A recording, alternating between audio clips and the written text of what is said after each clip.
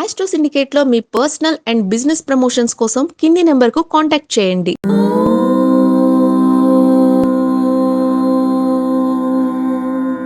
ఓం శ్రీ గురుభ్యో నమః. హరి ఓం. కాళిందీ కనకాంబుజ కలశజ కాశ కుశ కౌస్తుభ కాశ కోకిల కుజత కువలయ కౌమోదకీ కుంకుమ కౌమారీ కలహంస కుజిత వర కైలాస శైలోద్భవ కేయూర కమలాపతి కలశజ కుర్వంతు వాం మంగళం. అందరికీ నమస్కారం. మనము ఏ నక్షత్రాల వారితో వివాహం చేసుకుంటే మంచిదో అన్న విషయాన్ని తెలుసుకున్నాం. మనం దానికి ముందుగా ఇక్కడ ఏకనాడి దోషం లేనటువంటి, ఇది ఆదినాడి దోషం లేనటువంటివి, మధ్యనాడి దోషం లేనటువంటివి, పార్శ్వనాడి అంటే అంత్యనాడి దోషం లేనటువంటి నక్షత్రాలు కొన్ని ఉన్నాయి. ఆ నక్షత్రాల వారితో వివాహం చేసుకోవచ్చును అన్న విషయాన్ని గుర్తుంచుకొని మీరు ముందుకు వెళ్ళే ప్రయత్నం చేయండి. అవేమిటంటే ఉత్తరా శతతారాచ పూర్వాభద్రాచ పునర్వసు రౌద్రీ మూలాశ్విని సప్త ఏకనాడి నదోష భాగ్. అశ్విని, ఆరుద్ర, పునర్వసు, ఉత్తర ఫల్గుణి అనగా ఉత్తరా నక్షత్రం, శతభిషం, పూర్వాభాద్ర, మూల, అశ్విని ఈ నక్షత్రాలకి ఏకనాడి దోషం లేదన్న విషయాన్ని గుర్తు, అంటే ప్రథమ నాడి దోషం లేదు అన్న విషయాన్ని గుర్తించండి. అలాగే ద్వితీయ నాడి దోషం ఉంటుంది, అంటే మధ్యనాడి దోషం ఉంటుంది. అది తోయానురాధ వసుపుష్య చిత్రాహ భగేందుభే యస్య నరస్య సప్త మధ్యైకనాడి నహినాడి దోషాః అరుంధతి మేవ యథావశిష్ట అన్న సూత్ర ప్రకారంగా పూర్వాషాఢ, అనురాధ, ధనిష్ట, పుష్యమి, చిత్త, పూర్వ ఫల్గుణి, మృగశిర ఈ నక్షత్రాల వారికి మధ్యైక నాడి దోషము లేదు. కనుక ఈ నక్షత్రాల వారికి మధ్యనాడి ఉందని వాడు చెప్తే ఇబ్బంది లేదు, వివాహం చేసుకోవచ్చును. అలాగే అంత్యనాడి దోషం లేనటువంటి నక్షత్రాలు కొన్ని ఉన్నాయి, చెప్తాను వినండి. అందుకే ఇవి విన్న తర్వాతనే మీరు తప్పకుండా మీ యొక్క జాతక పొంతన, నక్షత్రాల పొంతన చూసుకోవాలి. నిర్విశాఖ సార్పాచ శ్రవణేచ మఘా తథా ఉత్తరాషాఢ రోహిణ్యాం పార్శ్వనాడి నదోష భాగ్. కృత్తిక, రోహిణి, ఆశ్లేష, మఖ, విశాఖ, ఉత్తరాషాఢ, శ్రవణం ఈ నక్షత్రాలకి అంత్యనాడి దోషము లేదు. కనుక ఈయన చెప్పినటువంటి విధానం ప్రకారం ఆదినాడి దోషం లేని నక్షత్రాలు, అలాగే మధ్యనాడి లేని దోష నక్షత్రాలు, అలాగే పార్శ్వనాడి లేనటువంటి దోష నక్షత్రాలని చెప్పి ఉన్నాను. ఇవి విని తర్వాత మీరు నక్షత్ర పొంతన చూసుకోండి.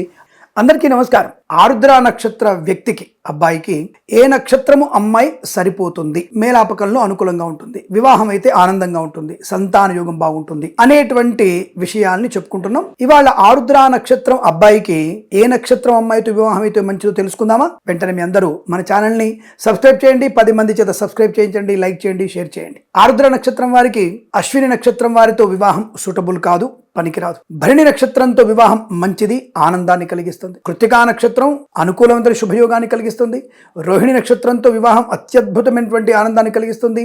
మృగశిరా నక్షత్రం 1, 2 పాదాల యొక్క అమ్మాయితో వివాహం అద్భుతమైనటువంటి ఆనందాన్ని కలిగిస్తుంది.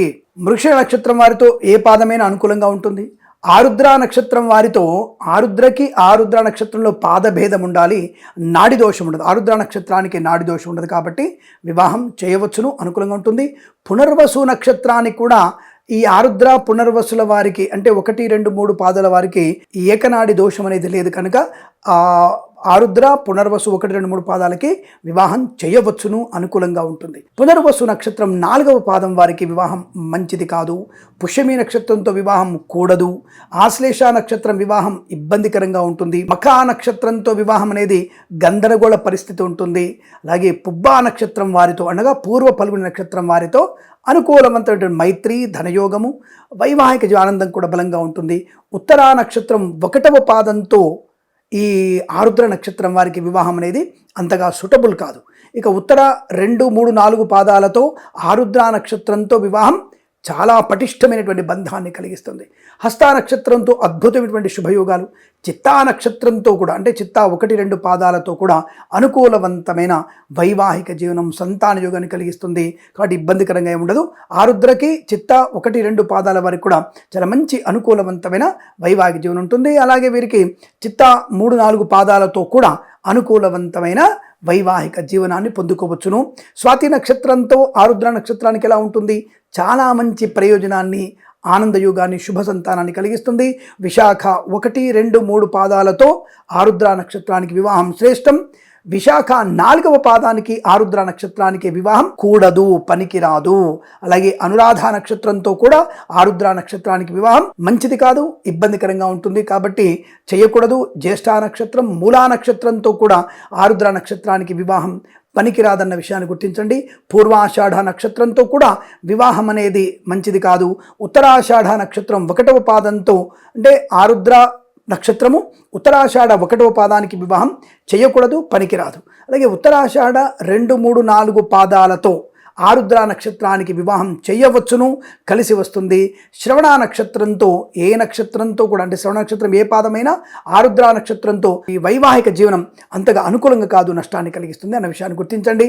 అలాగే ధనిష్ఠా నక్షత్రంతో వివాహం అనుకూలతనే ఉంటుంది, ఎందుకంటే గ్రహాధిపత్యాల మిత్రత్వం వల్ల షష్టాష్టకాలు అవ్వడం వల్ల ఇద్దరికీ అనుకూలంగా ఉంటుంది. ధనిష్ఠ నక్షత్రంతో వివాహం చేయవచ్చును.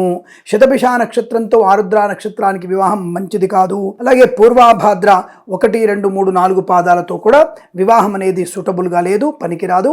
ఆరుద్రకి ఉత్తరాభాద్రకి, ఆరుద్రకి రేవతికి వివాహం అనుకూలంగా లేదు, పనికి రాదన్న విషయాన్ని గుర్తించండి. ఇలా నేను చెప్పినటువంటి ఏ నక్షత్రాల వారు ఆరుద్ర నక్షత్రానికి అనుకూలంగా ఉంటారో వారిని వివాహ మేళాపకం కొరకు పంతులు గారిని, జ్యోతిషుల వారిని సంప్రదిస్తే సునాయాసవంతమైనటువంటి అనుబంధ జాతకాల్ని కల్పించే అవకాశాలు ఉంటాయి. అలా మీరు ఈ నక్షత్రాలని మీరు సెలెక్ట్ చేసుకొని పంతులు గారి దగ్గరికి వెళ్ళండి, చాలా మంచి సంబంధాలు కుదురుతాయి, అనుకూలంగా ఉంటుంది.